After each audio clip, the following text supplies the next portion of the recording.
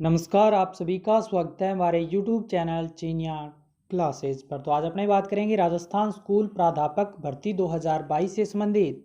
तो आरपीएससी के द्वारा स्कूल लेक्चरर भर्ती के लिए जो विस्तृत अधिसूचना है वो जारी कर दी गई है। तो जानेंगे इसके लिए आवेदन प्रोसेस, ज़रूरी शैक्षणिक योग्यता क्या होनी चाहिए, इसके लिए सिलेक्शन प्रोसेस अर्थात चयन प्रक्रिया क्या रहेगी, परीक्षा का पैटर्न यानी कि किस प्रकार का पेपर आने वाला है, और वेतन इसके अंतर्गत आपको कितना मिलने वाला है। तो संपूर्ण बिंदुओं पर विस्तृत रूप से चर्चा यहाँ पे की जाएगी। तो वीडियो में शुरू से अंत तक बने रहें ताकि भर्ती से संबंधित जितनी भी उपयोगी जानकारी हैं सब आपको अच्छे से क्लियर हो। उसके वीडियो को लाइक कर दें, अधिक से अधिक शेयर कर दें, और चैनल पे नए हो, पहली बार पधार रहे हो तो चैनल को सब्सक्राइब कर लें, घंटी दबा दें और हमसे जुड़े रहें ताकि आपको इसी प्रकार की उपयोगी और नवीनतम जानकारियाँ हमारे चैनल के माध्यम से समय समय पर आपको उपलब्ध होती रहे। तो शुरू करते हैं आज की अपनी वीडियो। शिक्षा विभाग के लिए राजस्थान शिक्षा राज्य एवं अधीनस्थ सेवा नियम 2021 के अंतर्गत प्राध्यापक स्कूल शिक्षा अर्थात लेक्चरर स्कूल एजुकेशन के निम्नलिखित पदों पर भर्ती हेतु ऑनलाइन आवेदन है वो आमंत्रित किए जाते हैं। पद अस्थायी एवं विभाग से कुल रिक्त पदों में कमी या वृद्धि की जा सकती है, ये अधिकार बोर्ड के पास सुरक्षित रहने वाला है। तो अब अपने पदों का वर्गीकरण है उसको देख लेते हैं। क्या कुछ इसमें वर्गीकरण के हिसाब से पदों की संख्या दे रखी है। तो इसमें सबसे पहले पॉइंट नंबर 1 जो पोस्ट संख्या है इसको दे रखा है, आगे उसका पोस्ट संख्या दे रखी है कितने पदों के लिए टोटल ये इसके लिए आवेदन मांगे गए हैं। तो बायोलॉजी के लिए बात करें तो कुल पद यहाँ पे दे रखे हैं 162, और उसके बाद में इसका जो वर्गीकरण है अलग अलग कैटेगरी के अनुसार ये सब दे रखा है। इसी प्रकार कॉमर्स के लिए 130 पद कुल है, उसके बाद में आगे वर्गीकरण म्यूजिक के लिए, ड्राइंग के लिए, एग्रीकल्चर के लिए 280, जियोग्राफी 793 यानी कि 793, हिस्ट्री 807, इसी प्रकार हिंदी के लिए यहाँ पे 1462 पद, काफ़ी अच्छी वैकेंसी है इसके लिए हिंदी के लिए। इसी प्रकार पॉलिटिकल साइंस 1196, इंग्लिश के लिए 342, संस्कृत के लिए 194, केमिस्ट्री के लिए 122, होम साइंस 22, फिजिक्स 82, मैथ्स के लिए बात करें तो 68 पद। इसी प्रकार अपने बात करें इकोनॉमिक्स 62 पद दे रखे हैं, और sociology 13, public administration 9, Punjabi 15, Urdu 40, और इस प्रकार इसमें कोच के पद भी ऐड किए गए हैं, इसके लिए भी आवेदन मांगे गए हैं। कोच रेसलिंग के लिए जो एक पद है वो संख्या दे रखी है, कोच खो खो के लिए एक पद, इसी प्रकार कोच हॉकी के लिए एक पद, कोच जिम्नास्टिक के लिए एक पद, और कोच फुटबॉल के लिए 3 पद। फिजिकल एजुकेशन के लिए भी यहाँ पे पद दे रखे हैं 112 पद। तो ये हो गया पदों का वर्गीकरण। आगे इसका फुल वर्गीकरण वो कैटेगरी वाइज दे रखा है सब कैटेगरी के अनुसार, तो इसको भी आप अच्छे से डिटेल में देख सकते हो। अब अपने बात करें इसके लिए ज़रूरी शैक्षणिक योग्यता क्या होनी चाहिए कि इसमें आप आवेदन कर सकते हो। तो इसको अब देखते हैं। इसमें पॉइंट नंबर 1 में दे रखा है पद क्रम संख्या 6 से लेके 20 तक, यानी कि जो पद क्रमांक दे रखे हैं वहाँ से 6 से लेकर अगर 20 तक बात करें सभी के लिए एक साथ दे रखे 6 से 20 तक के लिए। इसमें दे रखा है पोस्ट ग्रेजुएशन और equivalent examination recognised by UGC in the relevant subject with degree और diploma in education recognised by the National Council of Teacher Education government, यानी कि आपने पोस्ट ग्रेजुएशन कर रखा हो या उसके समानार्थी कोई डिग्री प्राप्त कर रखी हो, और जो टीचर एजुकेशनल के अंतर्गत यानी कि आपने बीएड कर रखा हो या उसके समानार्थी कोई आपने डिप्लोमा प्राप्त एजुकेशन लाइन के अंदर प्राप्त कर रखा हो, तो आप इसके लिए इन पदों के लिए आप सभी के लिए आवेदन कर सकते हो। फिर अपनी बात करें पद क्रम 1 यानी कि जो पद संख्या 1 पोस्ट दे के उसके अंदर बात करें तो पोस्ट ग्रेजुएशन या इक्विवेलेंट यानी कि पीजी आपने कर रखा हो या उसके समानार्थी, इसमें दे रखा है UGC with zoology, botany, microbiology, biotechnology provide they has studies botany and zoology at graduation level with degree और diploma in education recognised by National Council Teacher Education of and या गवर्नर। तो यानी कि इसके अंतर्गत आपने इन सब्जेक्ट के अंदर पीजी कर रखा हो या फिर साथ में आपने जो टीचिंग का जो डिप्लोमा है या डिग्री है वो प्राप्त कर रखी हो। इसी प्रकार पद संख्या 2 के लिए बात करें तो इसमें दे रखा पोस्ट ग्रेजुएशन और equivalent examination record by commerce with BCom, यानी आपने बीकॉम कर रखा हो, और पोस्ट ग्रेजुएट और equivalent examination recognised by the UGC in commerce having at least 2 teaching subject for higher secondary classes prescribed by the board of secondary education Rajasthan Ajmer for commerce group. इसके अलावा इसी में पॉइंट नंबर सेकंड में दे रखा है degree और diploma in education recognised by the National Council of Teacher Education और government. पद संख्या 3 के लिए इसमें जरूरी शैक्षणिक योग्यता दे रखी है पोस्ट ग्रेजुएट और equivalent examination recognised by UGC in music और qualification declared equivalent thereto by the government. तो यानी कि म्यूजिक के अंतर्गत आपने पोस्ट ग्रेजुएशन कर रखा हो या उसके समानार्थी में आपने कुछ कर रखा हो। इसी प्रकार पदक्रम 4 के लिए यानी कि आपके पास उस सब्जेक्ट में पीजी होना चाहिए, साथ में आपने बीएड कर रखा हो। मोटे रूप में बात करें तो ये आपके पास जो जरूरी शैक्षणिक योग्यता है वो होनी चाहिए। इसके अलावा इसको आप डिटेल में भी आप अपने सब्जेक्ट के अनुसार देख सकते हो। तो ये मुख्य रूप में जरूरी शैक्षणिक योग्यता रहने वाली है। फिर देखिए पॉइंट नंबर 2 में दे रखा है यहाँ पे working knowledge of Hindi written in Devanagari script and knowledge of Rajasthan culture, यानी कि हिंदी स्क्रिप्ट में लेखन का नॉलेज आपके पास होना चाहिए और राजस्थान की संस्कृति का।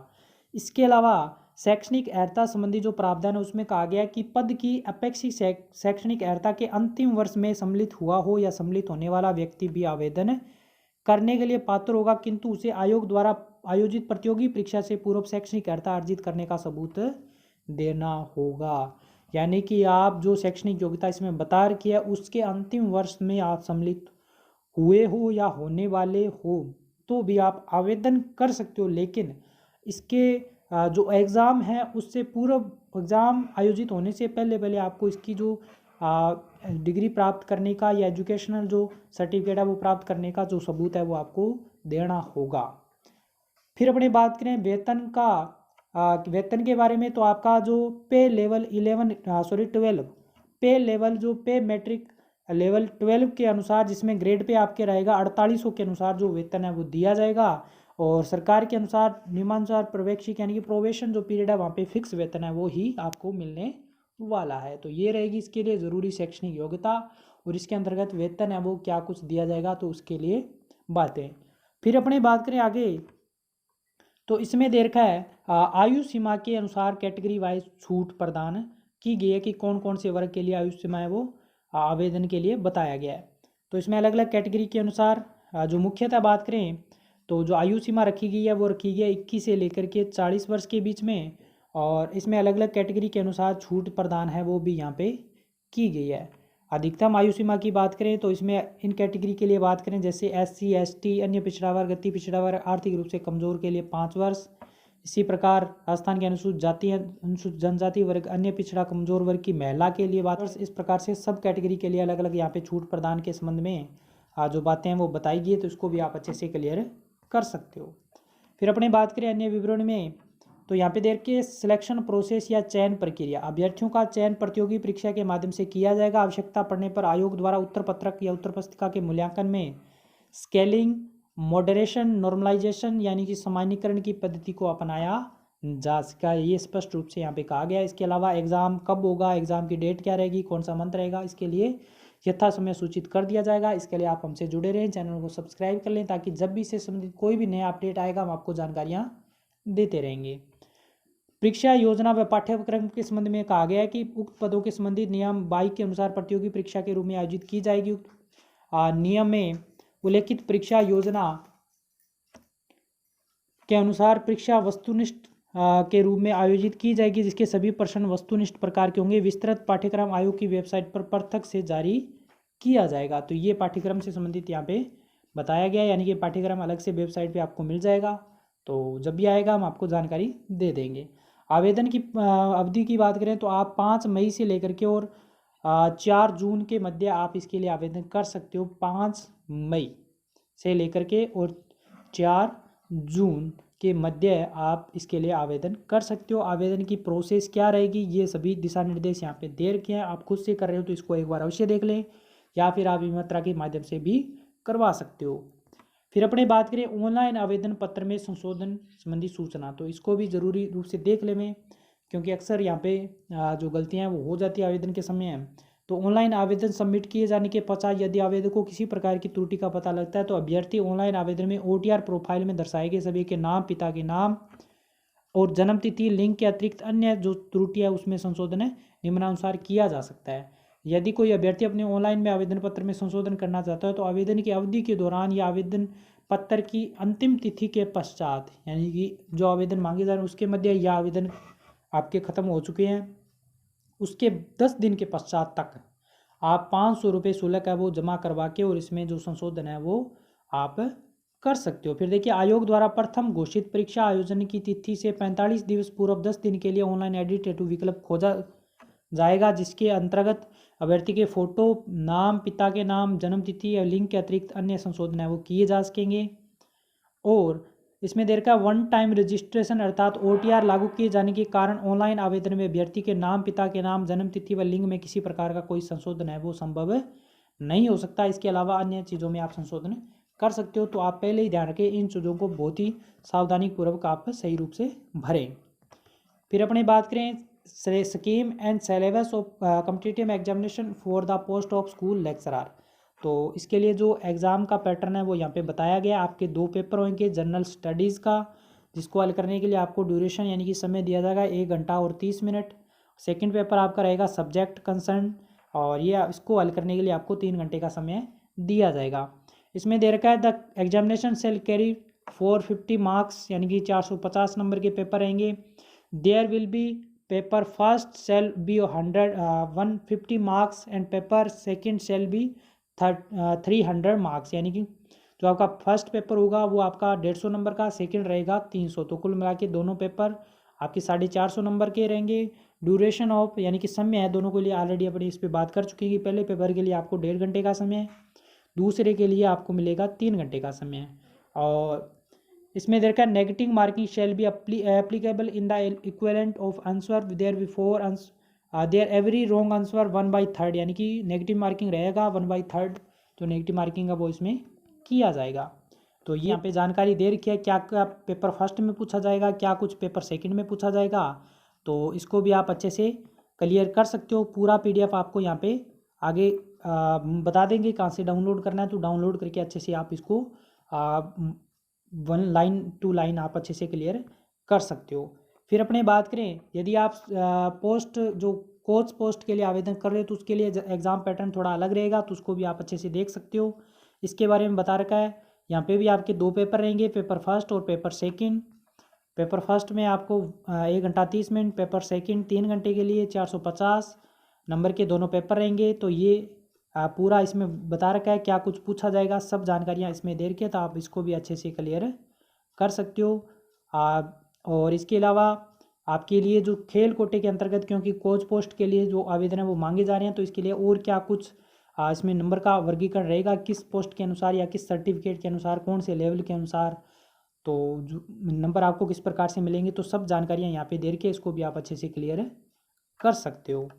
इसी प्रकार अपने पोस्ट के लिए बात करें, जो स्कूल लेक्चरर फिजिकल एजुकेशन की बात करें, तो उसके लिए भी एग्ज़ाम पैटर्न के बारे में यहाँ पे बता रखा है। पेपर फर्स्ट पेपर सेकंड दोनों के लिए 460 नंबर के 2 पेपर रहेंगे। पेपर फर्स्ट कितने नंबर का, 200 नंबर का, पेपर सेकंड 260 नंबर का। तो ये पूरा पैटर्न है यहाँ पे बता रखा है, तो इसको भी आप अच्छे से क्लियर कर लें। फिर अपने बात करें परीक्षा शुल्क, तो यदि आप आवेदन कर रहे हो उसके लिए, तो यदि आप बिलोंग करते हो सामान्य अनारक्षित वर्ग, राजस्थान के क्रीमिलेयर श्रेणी व अन्य पिछड़ा वर्ग, अति पिछड़ा वर्ग के आवेदक हो तो 350 रुपये। यदि आप नॉन क्रीमिलेयर श्रेणी के अन्य पिछड़ा वर्ग, अति पिछड़ा वर्ग, आर्थिक रूप से कमजोर EWS के आवेदक हो तो 250 रुपये। इसी प्रकार अनुसूचित जाति जनजाति या जिनकी आय 2.5 लाख रुपये से कम है 150 रुपये। इसी प्रकार से TSP क्षेत्र के जो अनुसूचित जाति जनजाति या 12 के समस्त तहसीलों के शहरिया आदिम जाति के लिए 150 रुपये से परीक्षा शुल्क का वो लिया जाएगा। तो ये आपका आवेदन इसके लिए रहेगा। और बाकी सब जानकारियों के लिए आप हमसे जुड़ सकते हो। चैनल को सब्सक्राइब कर लें ताकि इससे संबंधित कोई भी नया अपडेट आएगा हम आपको चैनल के माध्यम से जानकारियाँ देते रहेंगे। तो वीडियो को लाइक कर दें, अधिक से अधिक शेयर कर दें, और चैनल पे नए हो, पहली बार पधार रहे हो तो चैनल को सब्सक्राइब कर लें, घंटी दबा दें ताकि इसी प्रकार की उपयोगी जानकारियाँ आपको मिलती रहे। तो मिलेंगे नई वीडियो में नई जानकारी के साथ, तब तक